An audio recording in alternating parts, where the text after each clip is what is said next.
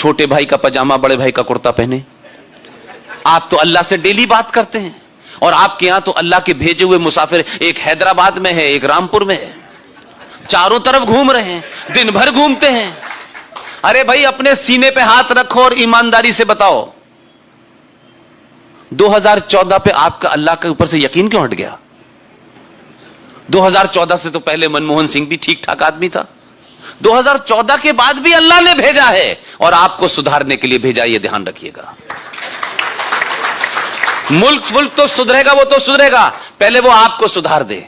इसलिए आपने जीत वोट दिए, 90 करोड़ हिंदुओं ने वोट दिए, उसे किसी मुसलमान ने वोट नहीं दिया। यह गलतफहमी का शिकार मैं नहीं हूं, आप होना चाहते हैं तो होइए। मैं तो खुल्लम खुल्ला इस बात को कहता हूं। उसने आने के बाद भी इनका काम पहले किया कि नहीं नहीं, ये ज्यादा गड़बड़ कर रहे हैं, अल्लाह ने कहा है, मेरे बताए रास्ते से उतर गए हैं। उन्होंने फरमाया है कुरान मजीद के अंदर कि जिन लोगों का अल्लाह पे ईमान है, जिनका मुसल्लत ईमान है, जिनका कंप्लीट ईमान है, जो अल्लाह के बताए रास्ते पे चलेंगे, अल्लाह फरमा रहे हैं उसमें, उन्होंने कहा कि मैंने तुम्हारे लिए सब कुछ दिया है, एवरीथिंग, लेकिन मैंने तुम्हें जिंदगी जीने के लिए कुछ रास्ते बताए हैं। उन रास्तों से अगर तुम उतरोगे तो मैं फिर भेजूंगा किसी को। अब वो भेज दिया है उसने, तो तकलीफ हो रही है।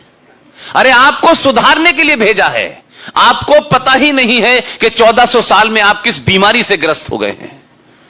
इसलिए 15 साल की ठीक ठाक ट्रेनिंग गुजरात में देने के बाद दिल्ली भेजा, ताकि गलती ना करे, ठीक से ऑपरेशन करे। कहीं ऐसा ना हो कि सर्जरी में मरीज मर जाए।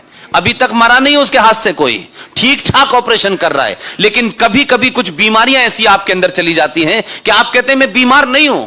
जैसे नशा करने वाले आदमी को आप कितना ठीक करें, उसे नशे की लत छुड़ाने के लिए धीरे धीरे छुड़ानी पड़ती है। एक बार में दवा देंगे तो वो मर जाएगा, इसलिए धीरे धीरे दवा दे रहा है।